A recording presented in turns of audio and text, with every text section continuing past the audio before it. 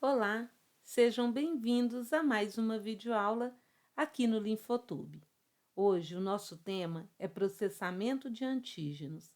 Nós vamos entender como se dá o processamento de antígenos proteicos quando este é produzido dentro da nossa célula ou quando ele é capturado do meio extracelular. Vamos entender o impacto que isso tem sobre a apresentação de antígenos aos linfócitos T, auxiliares e também citotóxicos. Meu nome é Leida Calegário, sou professora de imunologia e também atuo no programa de mestrado em Saúde, Sociedade e Ambiente da UFVJM. Bom, quando um antígeno entra no nosso corpo, seja ele um micro-organismo ou não, ele irá desafiar o nosso sistema imunológico a gerar uma resposta, chamada de resposta imunológica. Nós vimos, então, em vídeos anteriores, que as APCs, ou células apresentadoras de antígenos, elas têm papel fundamental nesse processo, uma vez que elas, ao detectarem antígenos proteicos, fazem seu processamento e apresentam esses antígenos para os linfócitos T.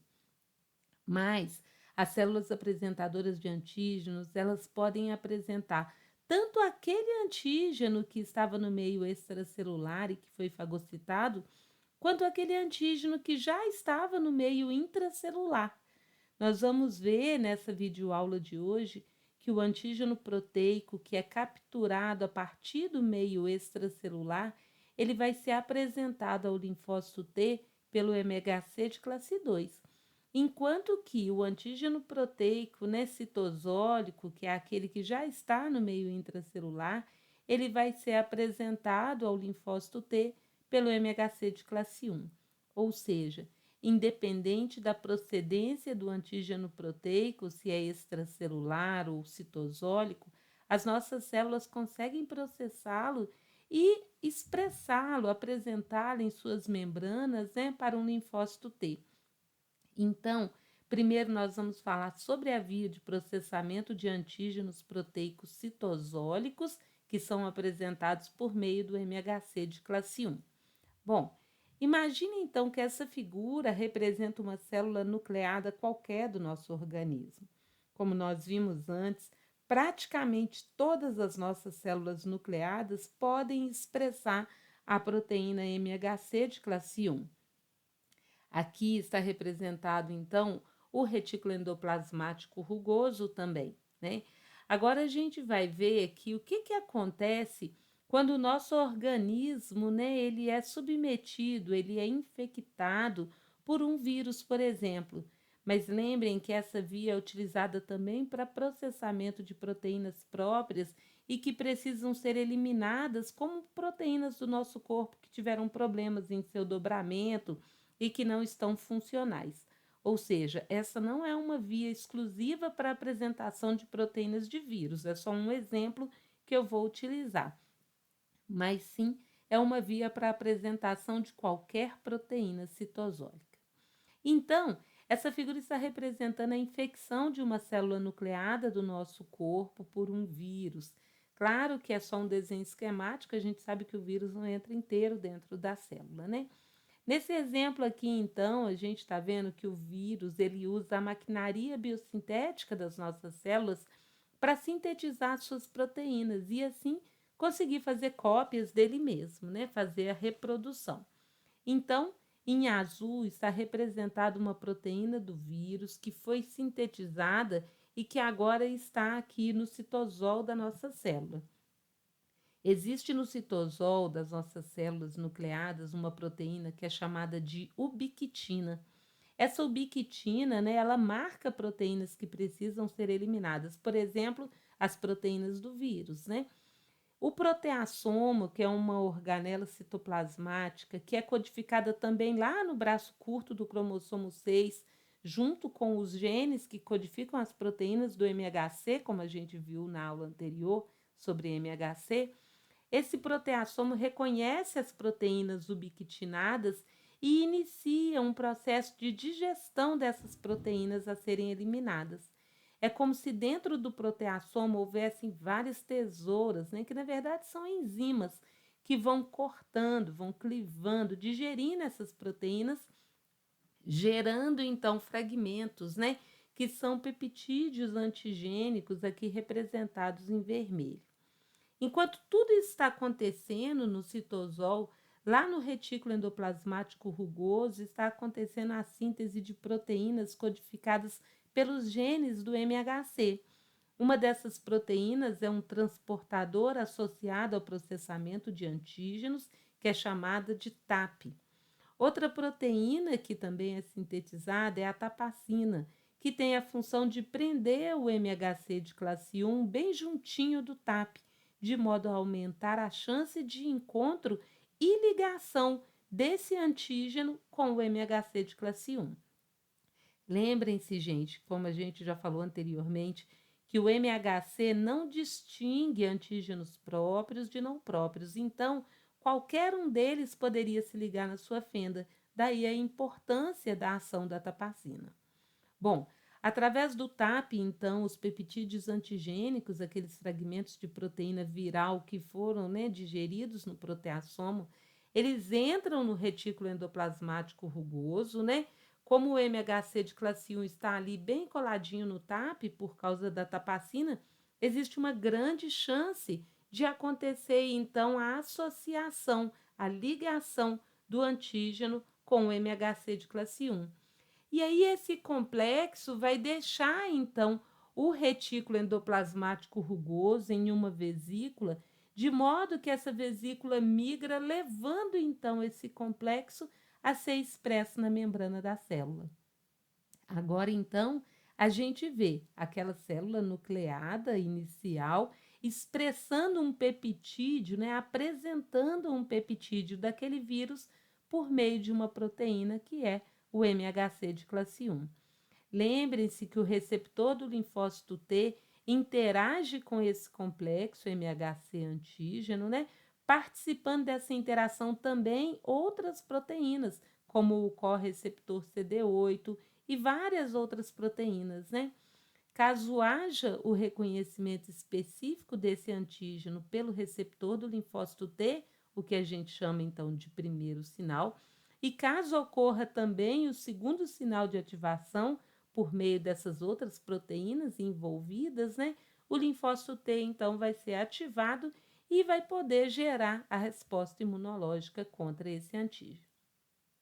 Bom, agora então, voltando àquela figura inicial, vamos falar da outra via, né? A via de processamento e apresentação de antígenos proteicos capturados a partir do meio extracelular, que é então a via do MHC de classe 2.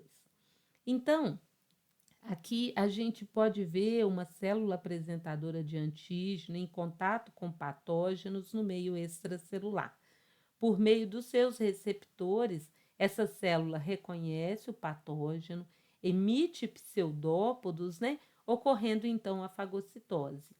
Aqui a gente percebe que o patógeno fagocitado está dentro de uma vesícula, que a gente chama então de fagossomo ou vesícula fagossômica. Lisossomos, então, acabam se fundindo com o fagossomo, liberando em seu interior enzimas digestivas que vão digerir o patógeno.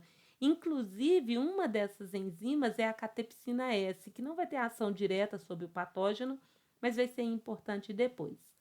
Pela ação, então, dessas enzimas, são gerados diversos peptídeos antigênicos, né, que ficam ali dentro da vesícula. Ao mesmo tempo que tudo isso está acontecendo ali no citosol, né, lá no retículo endoplasmático rugoso está sendo produzida o MHC de classe 2. Porém, uma proteína que é chamada de cadeia invariante, né, que eu desenhei mais claro, um azul mais clarinho aí, essa cadeia invariante é produzida junto com o MHC de classe 2 para bloquear a sua fenda de ligação a antígenos, protegendo então essa fenda para que ela esteja disponível para permitir a associação do MHC de classe 2 com aqueles antígenos que estão aqui no fagolisossomo, né? Esse complexo, então, MHC de classe 2 e cadeia invariante, esse complexo acaba deixando o retículo endoplasmático rugoso, passa pelo complexo de Golgi, onde o MHC vai ser glicosilado, dobrado, né? E de onde sai, então, dentro de uma vesícula que vai se fundir com o fagolisossomo, de modo que agora, em uma mesma vesícula, eu tenho aqui reunido o peptídeo antigênico, os peptídeos antigênicos, na verdade, e o MHC de classe 2. Porém, o MHC de classe 2 ainda bloqueado pela cadeia invariante. Essa cadeia invariante ela é quebrada por ação daquela enzima que veio do lisossomo, que eu chamei de catepsina S, né?